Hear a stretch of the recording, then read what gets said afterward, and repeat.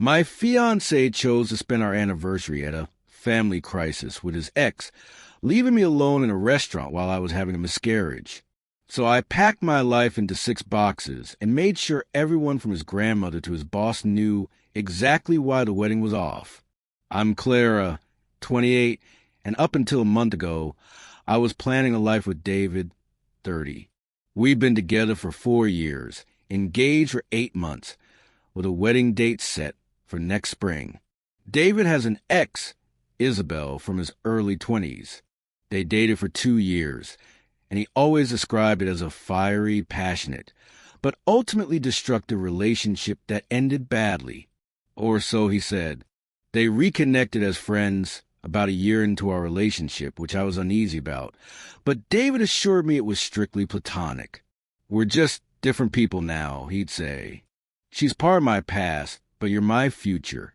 Isabel lived about an hour away. Our 4-year anniversary dinner was at a beautiful, intimate French restaurant we'd been saving up to try.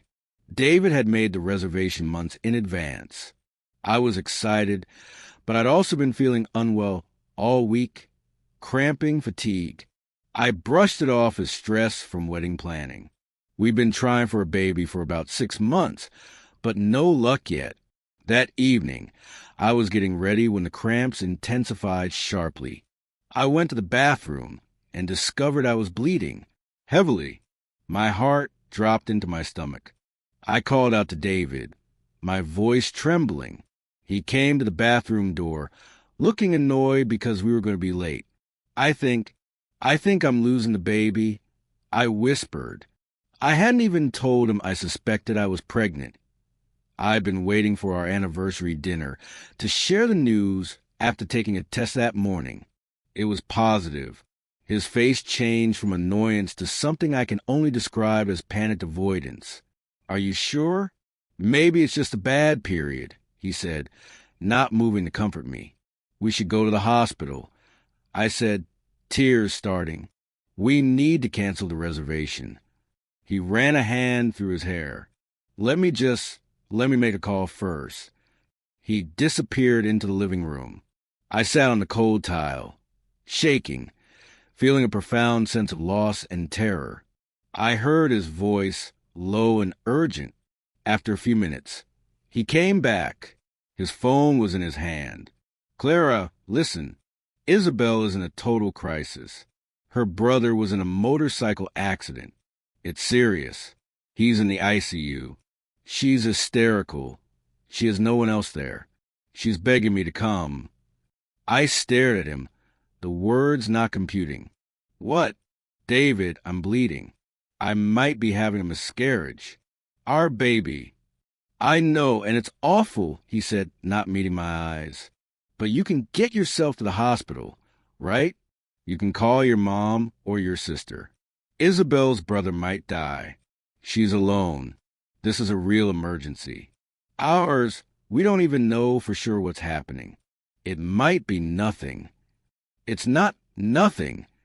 I cried. I need you here. With me. He had the nerve to look exasperated.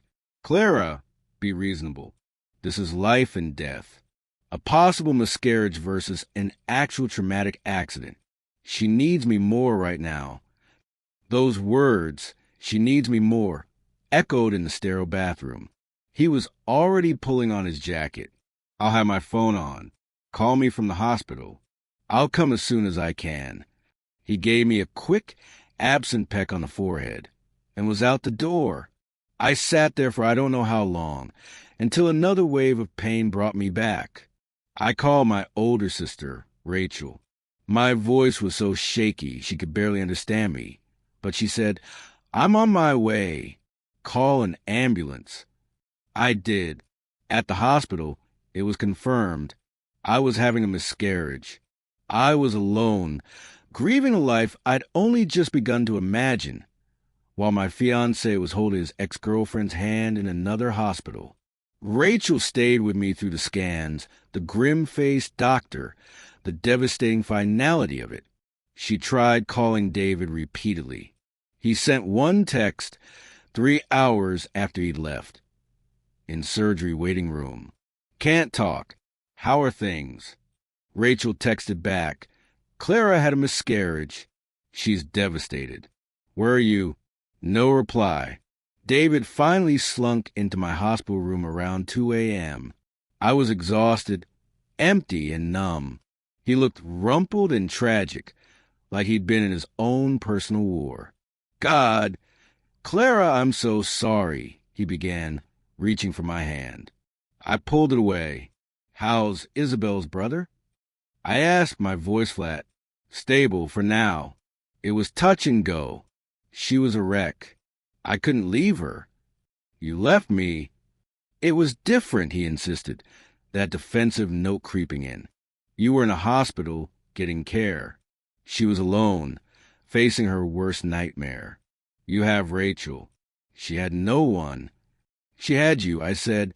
She always has you. And I was facing my worst nightmare, too. Alone. He tried to justify, to explain the bond he and Isabel had, how her family was like his own once, how he'd made a promise to always be there for her in a real emergency. I just turned my head away and told him to leave. I couldn't even look at him. The next day, discharge and back at our apartment. The silence was deafening. The grief of the baby was a physical ache, but the betrayal was a searing fire. David tried to talk, to apologize, but it was all wrapped in excuses. You have to understand the position I was in, he'd say. If you could just see it from her side. I saw it clearly enough. When I was broken and terrified, he chose another woman's tragedy over mine. He chose her. After 2 days of stony silence and him tiptoeing around, I made my decision. I called Rachel and my parents. I told them the wedding was off. David was at work. I didn't wait for a discussion. I started packing. I took only what was mine, what I brought into the relationship or bought myself. It fit into 6 cardboard boxes. Here's where I might have gone nuclear. As I packed, a cold, clear rage settled over me. I didn't want whispers. I didn't want people wondering if it was cold feet or my fault. I wanted the truth, his truth, to be known. So I wrote a simple, factual email. With Rachel's help, I sent to our entire wedding guest list of 120 people.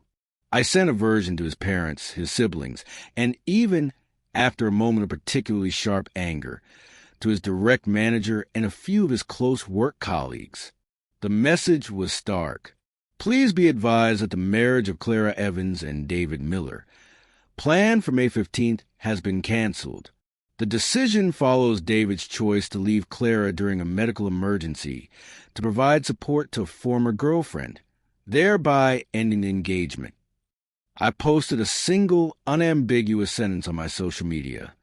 The wedding is off. I will not marry a man who abandons me in a moment of profound loss. The fallout was instant and cataclysmic. My phone blew up with support. His phone, I learned later, blew up with outrage. His mother called me, sobbing, asking if it was true. I told her, gently but firmly, exactly what happened. She was horrified.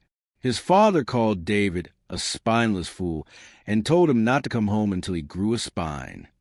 They cut off a substantial financial contribution they were making to the wedding, and I heard, to a share of the rent.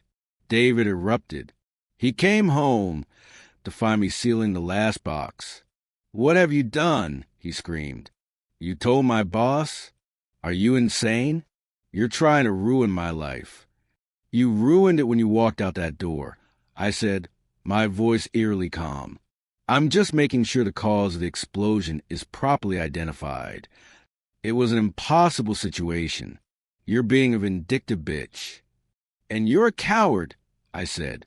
Rachel and my brother arrived and to load the boxes. David stood there, pulsing with fury and something that looked like shock, as my family quietly and efficiently removed me from his life. I handed him my key. "I'll be in touch about the ring." The ring was a stunning sapphire that had belonged to his great-grandmother. I didn't want it, but I wasn't going to just leave it on the counter. I went to stay with Rachel. In the following days, David swung between rage and pathetic pleading via text. He said I'd blown things out of proportion, that I'd humiliated him, that I didn't understand loyalty to old friends. His few friends who contacted me called me cruel and dramatic. I blocked them all. A week later, I was beginning the physical and emotional recovery. The grief was still there, raw wound, but the clarity was empowering. Then, I received a Facebook message from a woman named Lena. She said she was a cousin of Isabel's. "I heard what happened," she wrote. "I think you should know something. David and Isabel never really broke up. Not in the way you think." My blood ran cold. Lena explained it in their social circle. It was an open secret that David and Isabel had a complicated, on-again, off-again relationship that never truly ended. The brother's accident. The brother was fine. He'd taken a minor fall off his bike, bruised his ego and his ribs, and was discharged from the ER that same night. The ICU story was a fabrication. I felt the world tilt. It wasn't just a catastrophic error in judgment. It was a calculated lie. A lie. He used to leave me while I was losing our child to go to her. I asked Lena for proof. She sent me screenshots from a private group chat where Isabel had been talking about David, complaining about his clingy fiancé, and joking about how the fake family emergency plan always worked to get him to come running. I sat with this information for a full day. The betrayal was now so deep it felt bottomless. He hadn't just chosen another crisis over mine. He had manufactured the crisis. He had lied to my face while I was bleeding and scared. I didn't confront David. What was there to say? Instead, I compiled the evidence. The screenshots with other names blurred, a timeline of events, and a copy of my hospital discharge papers. I sent it in one email to his parents, his siblings, and my own close family. I wrote a short, unemotional note. For full transparency, this is what I have learned. This confirms my decision is final. The response from his family was apocalyptic. His sister, who had been somewhat neutral, called me, voice shaking with anger, but not at me. "He's a liar and a disgrace," she said. "We're done with him." His father sent me a formal apology email, stating they were withdrawing all support from David and would be seeking repayment for the wedding deposits. David, now utterly exposed, went radio silent for a day. Then the email came. It was a masterpiece of narcissistic injury. "Clara, I can't believe you've done this. You've turned my entire family against me with your twisted version of events. So what if I exaggerated about her brother? She was upset. She needed me. You were always so cold, so demanding. You never gave me the emotional support I needed, and Isabel does. We reconnected because you pushed me away. What did you expect?